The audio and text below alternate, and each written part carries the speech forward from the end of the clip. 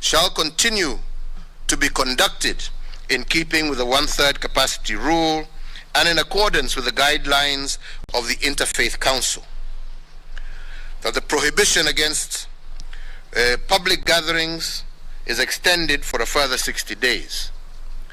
That all persons coming into the country must be in possession of a negative COVID-19 PCR certificate acquired no more than 96 hours prior to arrival into the country, with a PCR certificate also having been validated by the trusted travel platform for those traveling by air. That duly classified and licensed hospitality establishments must continue to adhere to the guidelines issued by the Ministry of Health. The establishments must also ensure the adoption of and compliance with the tourism safe travels protocols developed by the hospitality sector themselves. In regards to funerals, cremations, and other interment ceremonies, it is directed that these ceremonies shall be conducted strictly within the 96 hours of confirmation of death. That the attendees, officiators, and facilitators of funerals or graveside cremation ceremonies shall be limited to 100 persons in total.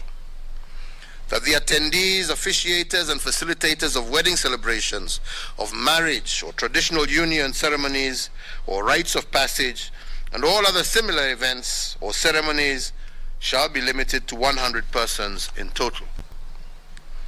That all hospitals are directed to limit the number of visitors for hospitalized patients to 1 visitor per patient per day, and that all other rules, guidelines, and protocols not reviewed through this public order shall continue to apply until otherwise notified. Fellow Kenyans, let me conclude with just 2 thoughts. First, it is now clear that we cannot exclusively depend on foreign partners and their systems to resolve our health crisis. And in that regard, we must substantially prepare ourselves for the next crisis before it knocks on our doors. As a government, we are addressing this matter through a medium-term and a long-term strategy. In the medium term, we will be building in Kenya a fill and finish plant. The plan being to import the COVID-19 vaccine unpackaged and finalize the logistics of filling and packaging here in Kenya. This will save us on time and will make us a supply hub for the East and Central African region. Our long-term strategy is to set up a human vaccine center, and as to this regard, I have directed a multi-agency team to activate this plan and to focus not only on the COVID-19 vaccine, but on any other human vaccines that are needed in our country and in our region.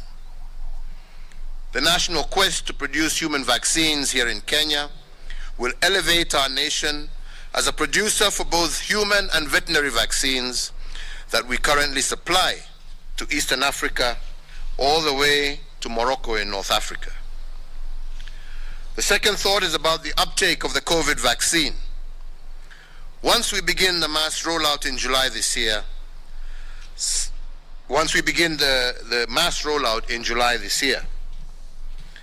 unfortunately, some Kenyans have formed certain theories about vaccination and its effects. Although vaccination is free of charge and no one will be forced to get it, some education about it is critical. And I say so because by mid-2022, we have potential to reach herd immunity in which the danger of one infected Kenyan will not affect a community of people unchecked.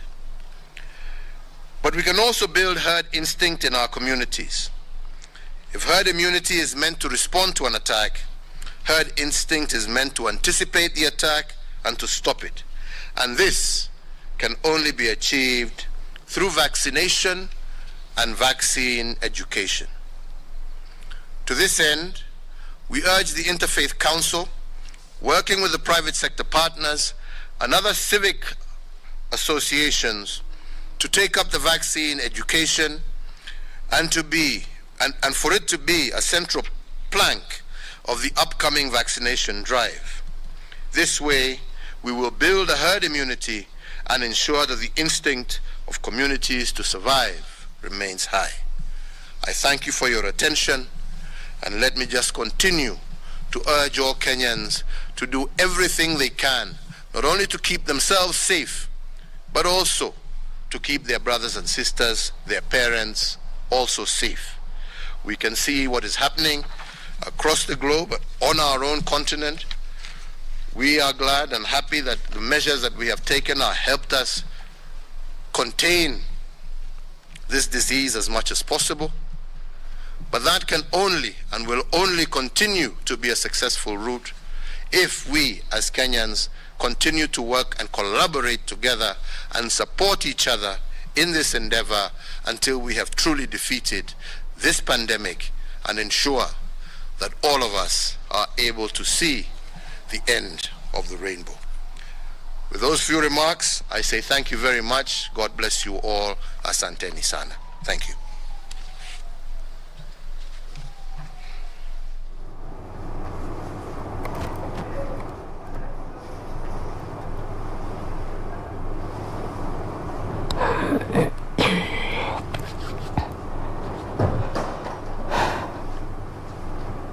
Well, that was President Uhuru Kenyatta.